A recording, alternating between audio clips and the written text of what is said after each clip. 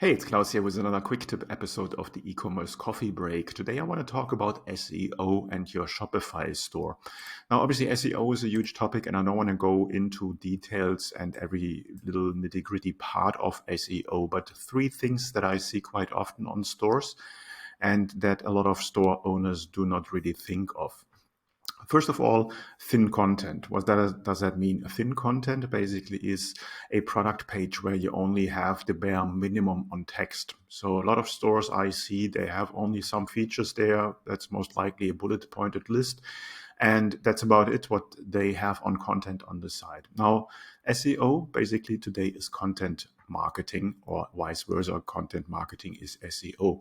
So you want to have enough text on your product detail page to not only inform your potential customer about your products and services, but you also want to have enough text there to give Google and other search engines an idea of what this page is about.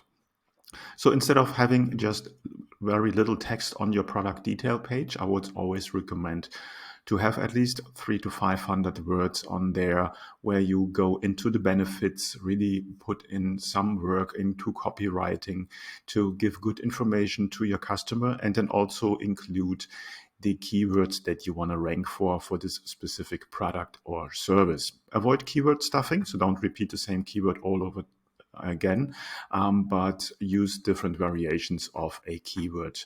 Also, you want to make sure that you have LSI keywords in there and that your alt tags on your images have keywords there. So in a nutshell, the more content you have on your product detail page, the better it is to get indexed by the search engine and then potentially rank in, for instance, Google and get generic traffic to your product detail page. So again, just to repeat this, don't use thin content or very little content on your product detail pages. Put some work in there. The second thing that I want to go into is a schema markup or rich snippets. They're around for a long time and Shopify helps you quite a bit with that, but you should definitely go and control or check manually how it looks when you run a schema markup check on a specific page. This will help you to have a proper description on your search results. So you not only will have the title there, but you also want to have information there that helps the website better ranking for this content and makes it easier for the user to see what details they can expect if they click on the link in the search engine. So schema-rich snippets, something that you definitely need to check on.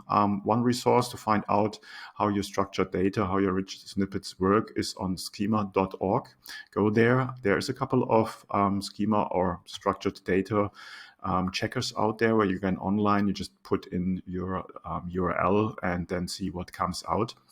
If the result is not readable and does not contain your keywords, then you need to go into your site and really work on the rich snippets, on the schema markup tags in your code to make sure that all the important information will be transferred to the search engines.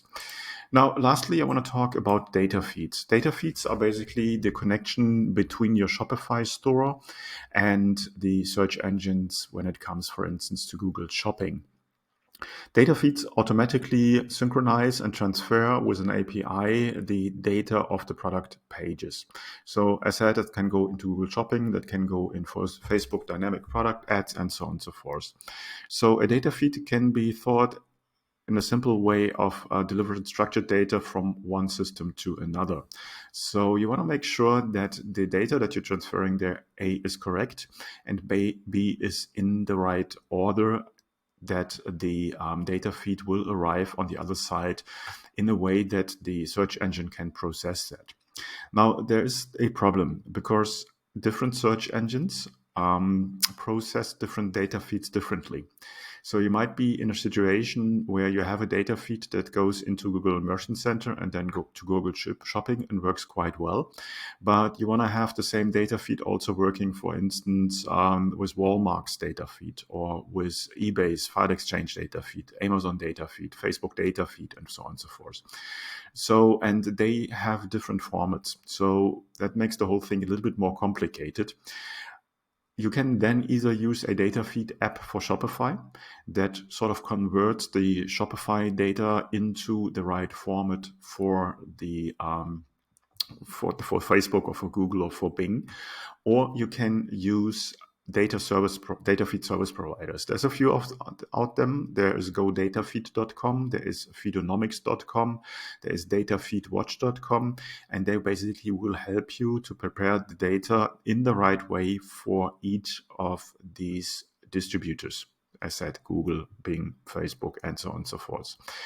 And there, specifically when you have a store with a lot of items, with a lot of SKUs, then you want to make sure that this is automated and this goes all in the right way to the right provider, to the right search engine.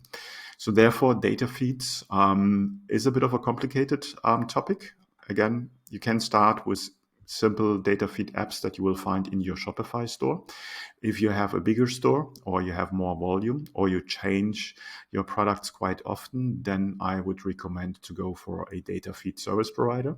They can be quite costly, but at the end of the day, it's your calculation if it makes sense. A good data feed will bring you more sales, will bring you more traffic, and it might pay off quite quickly to have someone looking into your data feed and optimizing that. So here we have it, 3 quick tips on what you should do in regards of SEO on your Shopify store. Just to summarize, don't do thin content, write proper copy for your product detail page for the on-page SEO optimization.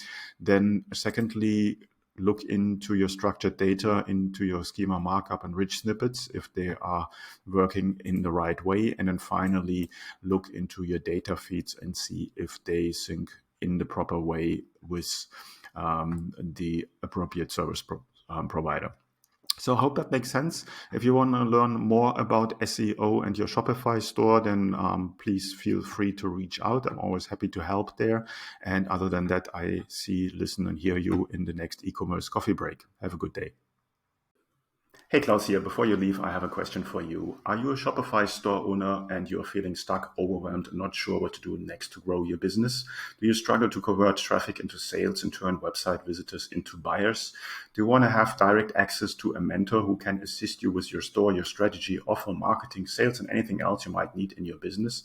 Then I would invite you to apply for my Get Conversions program, where I show you how to remove the guesswork out of growing your Shopify business and create clarity to optimize your business for maximal growth and profit. This is an application-only program. To apply, go to klauslauter.com to learn more. And finally, please do not forget to subscribe, like, and comment. It's a huge help and allows me to reach more people with this channel. Thanks in advance, and until next time at the e-commerce coffee break.